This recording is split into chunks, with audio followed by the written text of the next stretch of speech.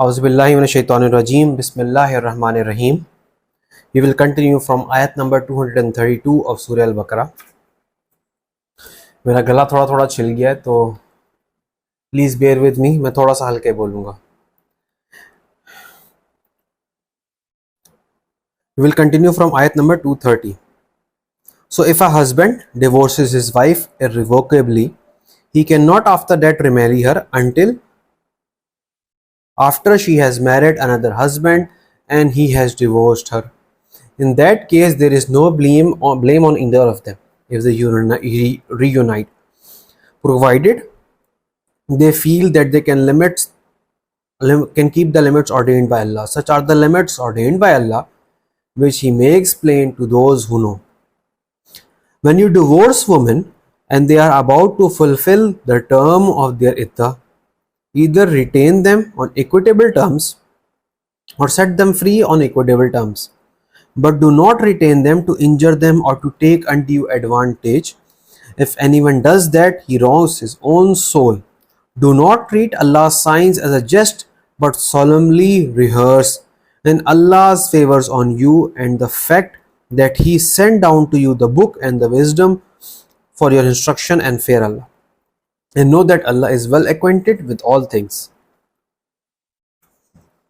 When you divorce women and they fulfill the term of their iddah, do not prevent them from marrying their former husbands if they mutually agree on equitable terms. This instruction is for all amongst you who believe in Allah and the last day. That is the course of making for most virtue and purity amongst you, and Allah knows what you know not. The mothers shall give suck to the offspring for 2 whole years if the father desires to complete the term, but he shall bear the cost of their food and clothing on equitable terms. No soul shall have a burden laid on it greater than it can bear. No mother shall be treated unfairly on account of her child, nor father on account of his child. An heir shall be chargeable in the same way. If they both decide on weaning by mutual consent and after due consultation, there is no blame on them. If you decide on a foster mother for your offspring, there is no blame on you, provided you pay her what you promised on equitable terms. But fear Allah and know that Allah sees well what you do. And if any of you die and leaves widows behind, they shall wait concerning themselves 4 months and 10 days. When they have fulfilled their term, there is no blame on you if they dispose of themselves in a just and reasonable manner, and Allah is well acquainted with what you do. There is no blame on you if you make an offer of betrothal or hold it in your hearts. Allah knows that you cherish them in your hearts, but do not make a secret contract with them except in terms honorable, nor resolve on the tie of marriage till the term prescribed is fulfilled. And know that Allah knows what is in your hearts, and take heed of Him, and know that Allah is oft forgiving, most forbearing. There is no blame on you if you divorce women before consummation or fixation of their dower, but bestow on them a suitable gift, the wealthy according to his means and the poor according to his means. A gift of reasonable amount is due from those who wish to do the right thing.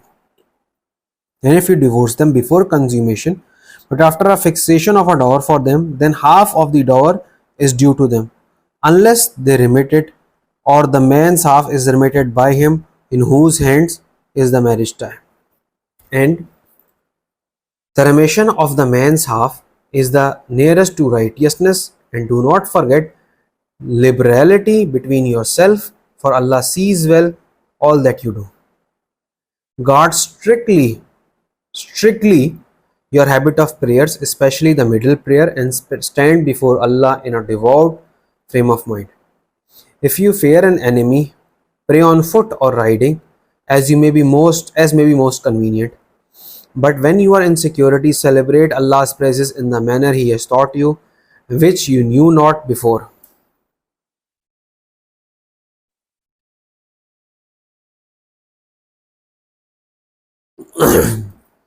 Those of you who die and leave widows should bequeath for their widows and heirs provision and residence. But if they leave the residence, there is no blame on you. And what they do with themselves, provided it is reasonable, and Allah is exalted in power wise. For divorced women, provision should be made on a reasonable scale. This is a duty on the righteous. Thus Allah does make clear His signs to you in order that you may understand. Did you not turn by vision to those who abandoned their homes, though they were thousands in number? For fear of death, Allah said to them, Die. Then He restored them to life. For Allah is full of bounty to mankind, but most of them are ungrateful.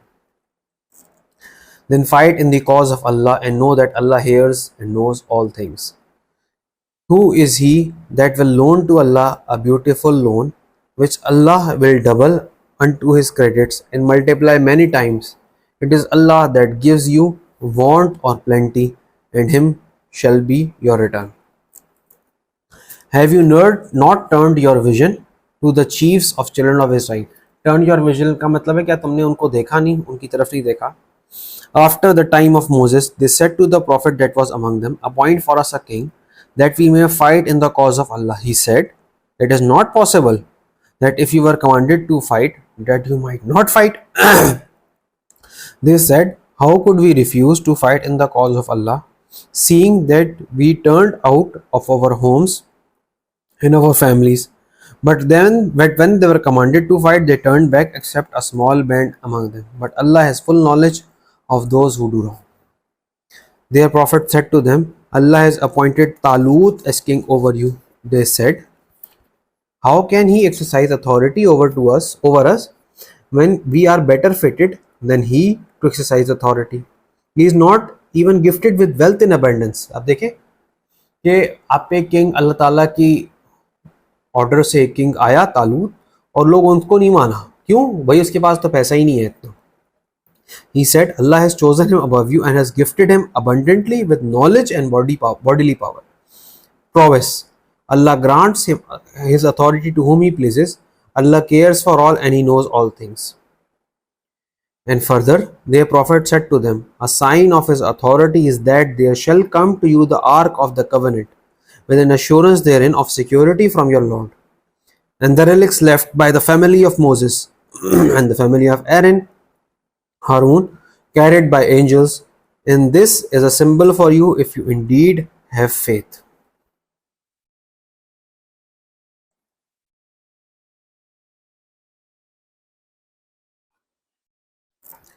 When Talut set forth with armies, he said, Allah will test you at the stream. If any drinks of its water, he goes not with my army. Only those who taste not of it go with me. A mere sip out of hand is excused, but they all drank of it except a few. When they crossed the river, he and the faithful ones with him, they said, This day we cannot cope with Goliath and his forces. But those who were convinced that they must meet Allah said, How oft by Allah's will is a small force vanquished a big one. Allah is with those who steadfastly persevere. When they advanced to meet Goliath and his forces, they prayed, Our Lord, pour out constancy on us and make our steps firm. Help us against those that reject faith. उन्होंने दुआ किया कि अल्लाह ताला हम पे सब्र उंडेल दे और हमारे कदमों को जमा दे और हमें उन लोगों के अगेंस्ट हेल्प कर जो कि फेथ को रिजेक्ट करते हैं. यहाँ तक हमने आयत नंबर 250 कवर कर ली है सूरह अल बकरा की. अब हम नेक्स्ट वीडियो में 251 से कंटिन्यू करेंगे. Thank you.